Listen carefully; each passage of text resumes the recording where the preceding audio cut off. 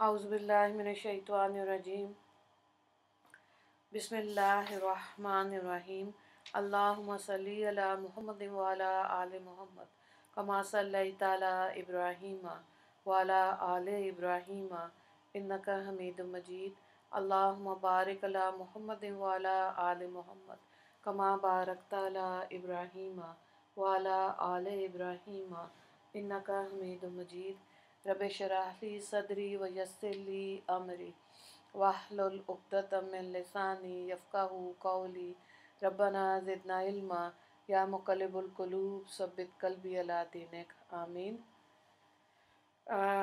सूरह ज़ुमर हम कर रहे हैं और इसका रुकू नंबर 2 आज करेंगे। पारा नंबर 23 है, आयत नंबर 10 से देखें। कुल या इबादिल्लज़ीना आमनुत्तक़ू रब्बकुम लिल्लज़ीना अहसनु फ़ी हाज़िहिद दुनिया हसना फ़अर्ज़ुल्लाहि वासिअ इन्नमा युवफ़्फ़ास्साबिरूना अजरहुम बिग़ैरि हिसाब।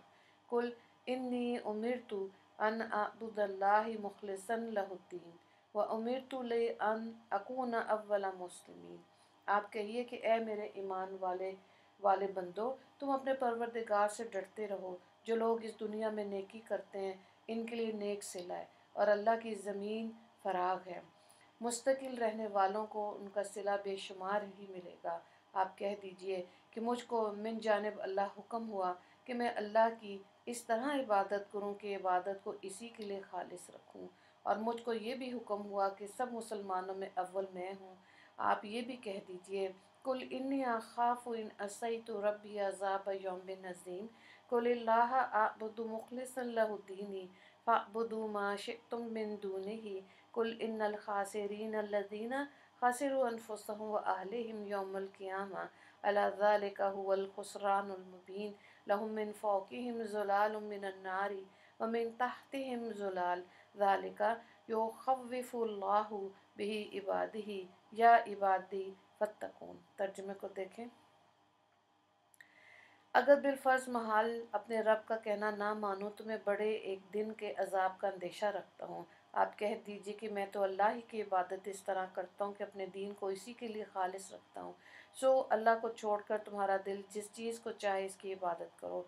आप ये भी कह दीजिए कि पूरे नुकसान उठाने वाले वही लोग हैं जो अपनी जानों से और अपने मुतल्लिकीन से क़यामत के रोज़ खसारे में पड़ेंगे। याद रखो, सरी खसारा ये है, इनके लिए इनके ऊपर से भी आग के मोहित शोले होंगे और इनके नीचे से भी आग के मोहित शोले होंगे।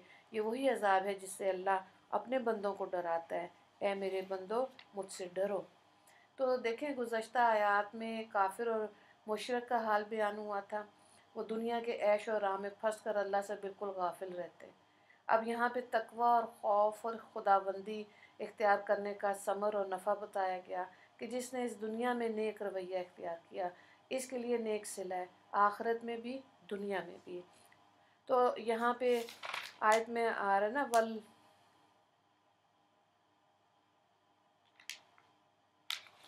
वल अर्दल्लाह वासिअतन से, यानी अल्लाह की ज़मीन फ़राग है। तो मालूम हुआ कि ये उज़र कोई नहीं कर सकता कि मैं जिस शहर या मुल्क में रहता हूँ या जिस माहौल में फंसा हुआ हूँ इसका माहौल मुझे आमाल सालिह से रोकता है। नहीं, दीन की पाबंदी और अल्लाह की बंदगी में माने है। इस जुमले में बता दिया गया कि अगर किसी खालिस शहर, मुल्क या ख़ास माहौल में रहते हुए किसी मुसलमान और अहले ईमान के लिए एकाम शरिया की पाबंदी मुश्किल नज़र आए, इसको छोड़ दो।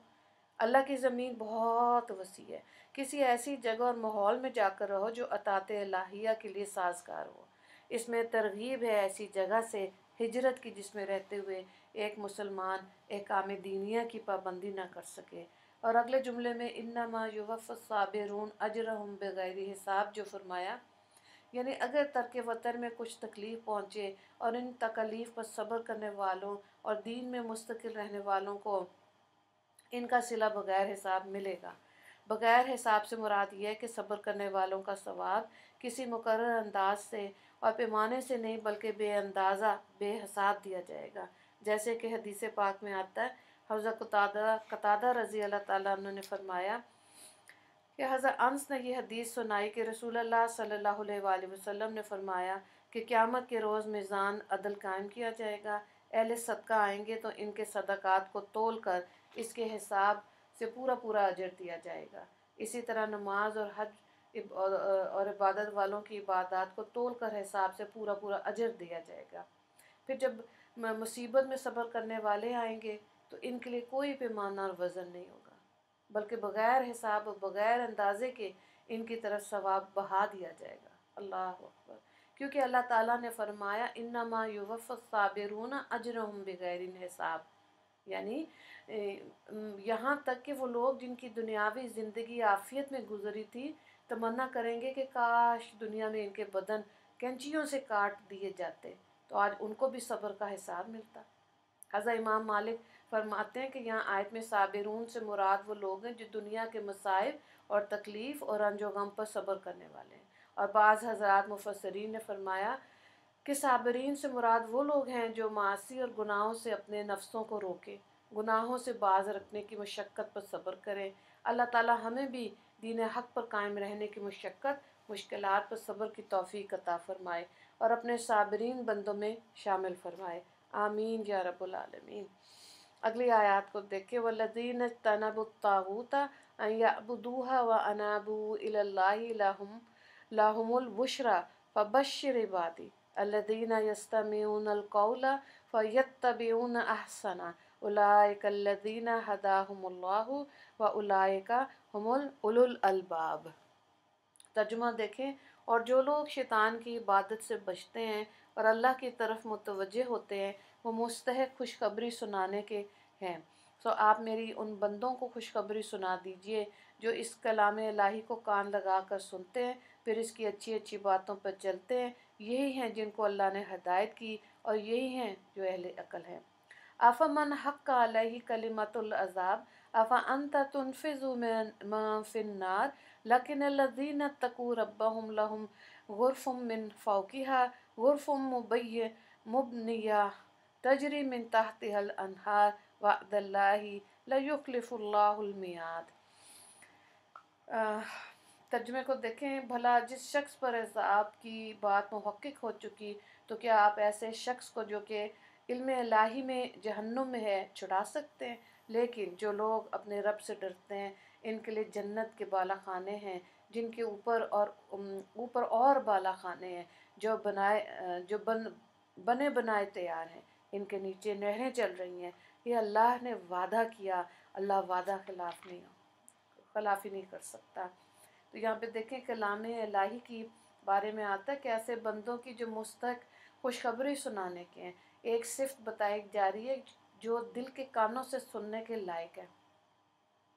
صفت یہ بیان کی گئی، الذین یستمعون القول فیتبعون احسنہ، کہ جو اس کلام الہی کو کان لگا کر سنتے ہیں پھر اس کی اچھی اچھی باتوں پر چلتے ہیں، تو معلوم ہوا کہ قرآن اور سنت اور دین کی باتیں محض سن لینا کافی نہیں بلکہ سن کر ان پر عمل کی نیت اور کوشش بھی کرنا چاہیے۔ آگے ایسے لوگوں کی یعنی جو دین کی باتیں سنتے ہیں پھر اس پر عمل بھی کرتے ہیں تعریف فرمائی جاتی ہے کہ یہی وہ لوگ ہیں جن کو اللہ نے ہدایت کی اور یہی عقل مند بھی ہیں، یہی کامیابی کا راستہ انہی کو ملا ہے کیونکہ انہوں نے عقل سے کام لے کر توحید خالص اور انابت اللہ کا راستہ اختیار کیا۔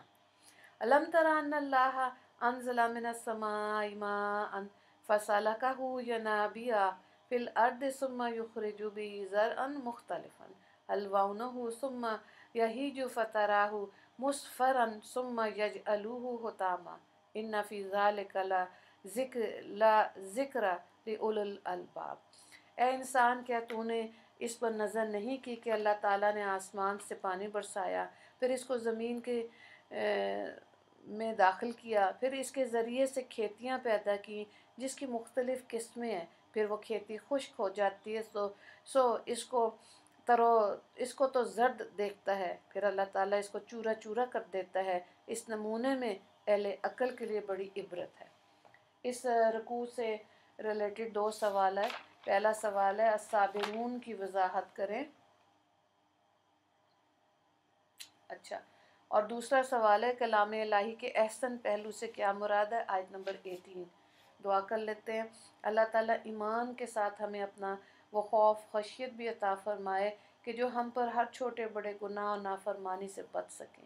یا اللہ ہم کو دین پر استقامت عطا فرما اور دین پر قائم رہنے کے لیے ہر مشقت کو برداشت کرنے کی توفیق نصیب فرما۔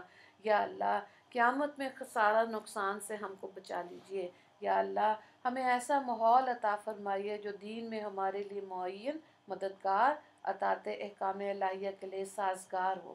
یا اللہ اب ہمارا معاشرے میں جو منکرات و ممنوعات پھیلتے جا رہے ہیں، ان کی اصلاح کی صورتیں غیب سے ظاہر فرما دیجیے اور معاشرے میں دینداری، تقوی اور پرہیزگاری پھیلنے اور پھلنے میں ہماری مدد فرما دیجیے۔ آمین یا رب العالمین۔ وآخر دعوانا ان الحمد للہ رب العالمین۔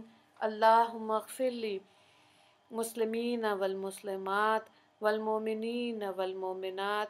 السلام علیکم ورحمۃ اللہ وبرکاتہ۔